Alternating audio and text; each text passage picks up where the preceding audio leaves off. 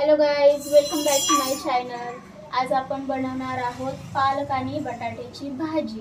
तर त्यासाठी लागणारे साहित्य मी तुम्हाला पहिल्यांदा दाखवून घेते। तर साहित्य तुम्ही पाहू शकता। फोडणी टाकण्यासाठी चमचाभर जिरे घ्यायचे, 10-12 लसणाच्या पाकळ्या ठेचून घ्यायच्या, एक कांदा छोटासा चिरून घ्यायचा, 2-3 मिरच्या कट करून घ्यायच्या आणि 2 मीडियम साईजचे बटाटे आणि पालकची एक जुडी असेल तर त्यातली अर्धी जुडी घ्यायची। आपण रेसिपी बनवायला स्टार्ट करूया। कढई 2 मिनिटं तापून घेऊया।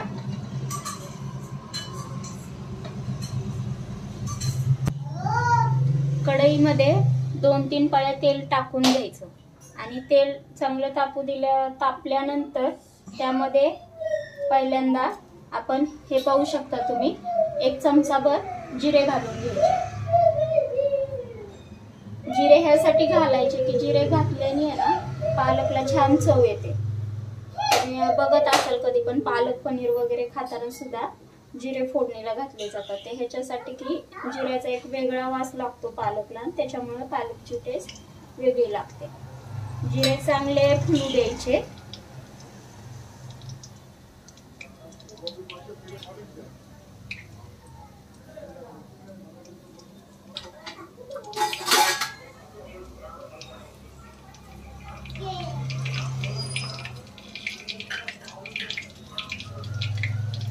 जिरे असे छान तडतडल्यानंतर त्याच्यामध्ये हा आपण 10-12 पाकळ्या ठेचून घेतलेला लसूण टाकून घेऊया।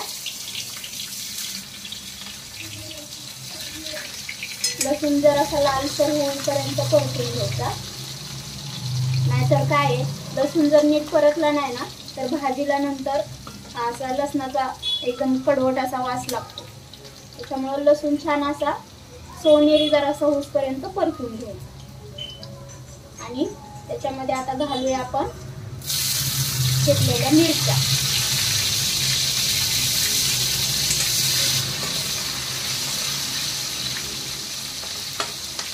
मिरच्या पण छान तडतडू द्यायच्या, नाहीतर काय मिरची जर तडतडली नाही ना तर भाजीला तिखटपणा लागत नाही। त्याच्यामुळे मिरची तडतडू द्यायची तेलामध्ये।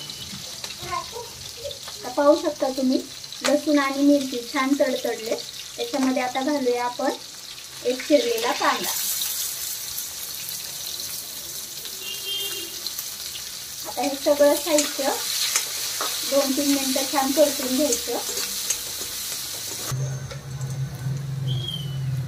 परतत असताना त्यामध्ये मीठ घालायचं, म्हणजे मीठ घातलं की कसं कांदा पटकन परतला जातो। चवीनुसार मीठ घालायचं, थोडीशी हळद, अर्धा चमचा टेबलस्पूनचा आणि हे अर्धा टेबलस्पून धनेपुडे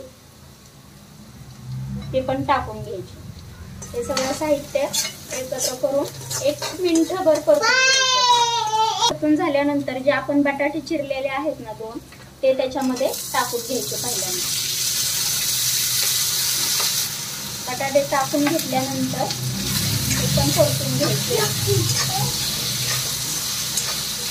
आणि तिखटाचं तुम्ही म्हणत असाल तर तुम्ही तुमच्या आवडीनुसार लाल तिखट किंवा मिरची त्यामध्ये घालू शकता। मी मिरची पण थोडीशी घालते आणि लाल तिखट पण थोडीशी घालते, म्हणजे दोन्हींची टेस्ट येते। लाल तिखटाने पण बटाट्याला चव येते छान आणि पालकला हिरव्या मिरचीमुळे चव येते। तर अर्धा चमचाभर तुम्ही लाल तिखट पण घालू शकता त्यामध्ये। असं छान परतून घ्यायचं।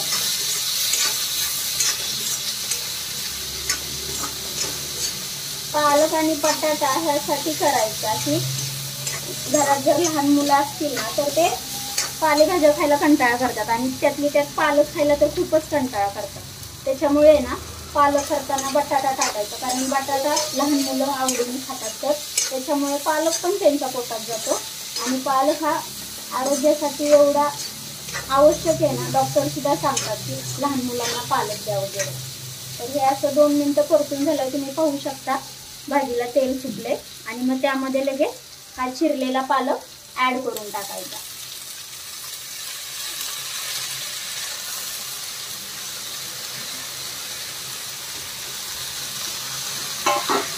पालक ऍड करून झाल्यानंतर छान भाजी हलवून घ्यायची. हे पाहू शकता तुम्ही, सगळं एकजीव असं करून घ्यायचं. तिखट मीठ तुम्ही तुमच्या घरात कसं आवडत असेल, तिखट आवडत असेल, नॉर्मल आवडत असेल तर त्यानुसार तुम्ही टाकू शकता.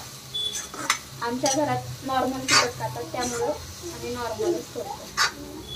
हे पहा, अशा प्रकारे पालक आणि पालकच्या भाजीत जास्त प्रमाणात पाणी नाही ओतायचं, कारण पालकचं पाणी सुटतं. त्याच्यामुळं फक्त थोडासा शिंतोडा त्याच्यावर मारायचा असतो, नाहीतर पालकला पाणी सुटतं. त्याच्यामुळं बटाटे वगैरे त्या पालकच्या पाण्यामध्ये शिजून निघतात. त्यामुळे भाजी पालकची एवढी पौष्टिक होते ना, कारण त्याला पाणी सुद्धा ऍड करावं लागत नाही. हे असं सगळं हलवून घेतल्यानंतर आता आपण ह्याला शिजवायला 10 मिनिटं ठेवून देऊया. 10 मिनिटात पालकाची भाजी तयार होईल.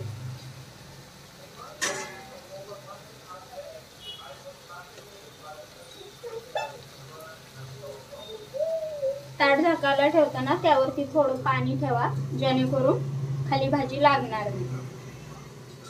आणि मंद आचेवर शिजू देऊया. आता पाहू शकता तुम्ही, आपली भाजी शिजून तयार आहे.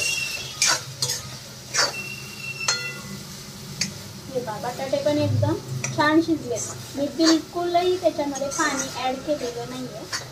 पालकच्या पाण्यामध्ये सगळं काही साहित्य, बिलकुलही त्याच्यामध्ये पाणी ऍड केलेलं नाहीये. पालकच्या पाण्यामध्ये सगळं काही साहित्य शिजलेलं आहे.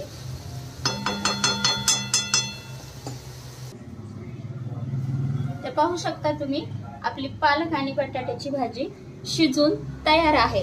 तर तुम्ही ही भाजी भाकरी सोबत किंवा चपाती सोबतही खाऊ शकता. अप्रतिम अशी ही भाजी लागते आणि आरोग्यासाठी खूप पौष्टिक आहे. रेसिपी आवडल्यास चॅनलला लाईक करा, सबस्क्राईब करा. पल्लवीज रेसिपी मार्ट चॅनलला सबस्क्राईब नक्की करा. थँक्यू.